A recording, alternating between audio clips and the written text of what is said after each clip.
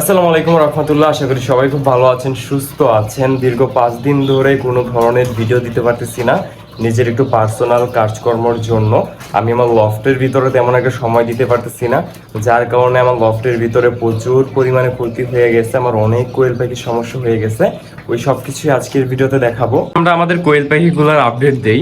আপনি যখন শখ করে কিছু জিনিস পালবেন, ওইটার আপনি নিজে যত্ন নিলে একরকম হবে এবং আপনি অন্য কাউকে দিয়ে যত্ন করাইলে আরেকরকম হবে। ওইটাই হয়েছে আমার সাথে। যেহেতু আমি কিছুদিন ধরে আমার লফটের ভিতরে ঠিকঠাক মতন সময় দিতে পারতেছি না, এই কারণে আমার লফট থেকে কোয়েল পাখি প্রায় অনেকগুলো মারা গেছে। ওইগুলো আমি আপনাদেরকে দেখাচ্ছি। যেমন ওদেরকে সঠিক সময় আমি খাবার এবং পানিটা দিতে পারি নাই, যার কারণে অনেকগুলো বাচ্চা দুর্বল হয়ে গেছে। কারণ আমার অনেকগুলো ছোট ছোট বাচ্চা ছিল। এইখানে যে কোয়েল পাখিগুলো দেখতেছেন, এখানে আমার কিছু অ্যাডাল্ট কোয়েল পাখি আছে এবং বেশিরভাগ কোয়েল পাখি হচ্ছে গিয়ে নিউ অ্যাডাল্ট কোয়েল পাখি। এই যে সাদা যে কোয়েল পাখিগুলো দেখছেন না, এগুলো হচ্ছে গিয়ে আমাদের নতুন বাচ্চা। এগুলো আর কি অ্যাডাল্ট পর্যায়ে চলে আসছে, খুব শীঘ্রই আশা করি যে এগুলো ডিম দিবে। সো এখানে যতগুলো কোয়েল পাখি আছে উপরের, অর্থাৎ এইসব কোয়েল পাখিগুলো যেহেতু বড় হয়ে গেছে, সো এইসব কোয়েল পাখিগুলোর তেমন কোনো সমস্যা হয়নি। ওদেরকে একটু খাবার দেরি হইলো, পানি দেরিতে দিলেও ওদের আর কি তেমন সমস্যাটা হয়নি। সমস্যাটা হয়েছে গিয়ে আমরা যে ছোট্ট ছোট্ট বাচ্চাগুলো ব্রুডিং করতেছিলাম, ওই বাচ্চাগুলো সমস্যা হইতেছিল। কারণ ওদেরকে যদি সঠিক সময় খাবার না দেওয়া হয়, সঠিক সময় পানি না দেওয়া হয় এবং সঠিক সময় ওষুধ না দেওয়া হয়, তাহলে কিন্তু ওদের সমস্যা হবে, এটাই স্বাভাবিক।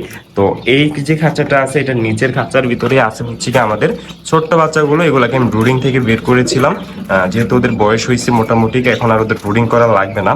তো এই খাঁচাটার ভিতরে ঠিকঠাক মতন তেমন একটা খাবার পানি দেওয়া হয়নি, অর্থাৎ দেওয়া হয়েছে কিন্তু সঠিক সময় দেওয়া হয় নাই, যার কারণে দেখা যাচ্ছে যে এখানে আমার অনেকগুলো বাচ্চা দুর্বল হয়ে গেছে।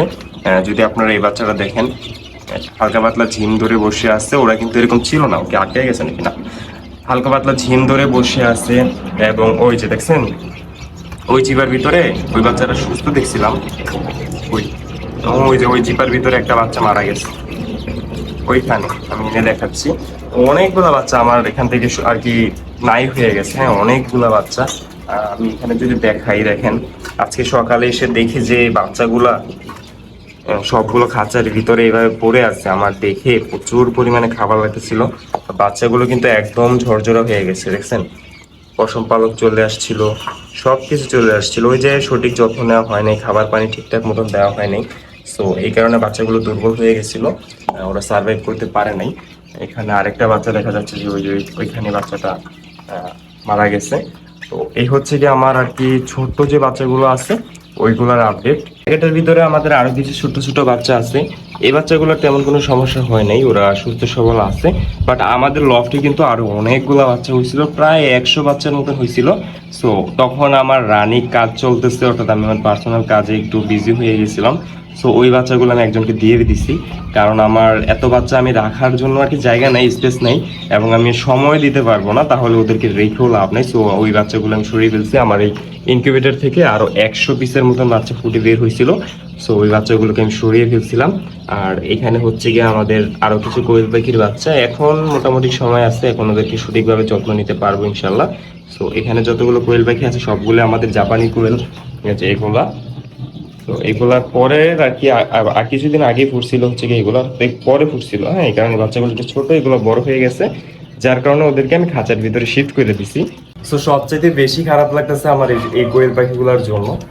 এটা তো এখানে কয়টা আছে, 6টা আছে। এরকম আরো অনেকগুলো বাচ্চা মারা গেছে। হ্যাঁ, ছোট্ট ছোট্ট সুন্দর বাচ্চাগুলো ওই ছোট্ট থেকে ব্রুডিং করছি। সো কয়েকদিন ঠিকঠাক মতন যত্ন না নেওয়ার কারণে বাচ্চাগুলো মারা গেছে। আবার মাঝখান দিয়ে প্রচুর পরিমাণে বৃষ্টি হইতেছিল, তো এই কারণে বাচ্চাগুলো সমস্যা হয়ে গেছে। তো আজকের ভিডিও ছিল এই পর্যন্তই। কিছুদিনের ভিতরে আবার রেগুলার হবো ইনশাল্লাহ, তখন খুব ভালো ভালো ভিডিও আসবে। সো ওই ভিডিওগুলো দেখতে হলে অবশ্যই আমাদের চ্যানেল এবং পেজের সাথেই থাকতে হবে। আজকের ভিডিও ছিল এই পর্যন্তই, দেখা হবে পরবর্তী নতুন ভিডিওতে। আজকের জন্য আল্লাহ হাফেজ।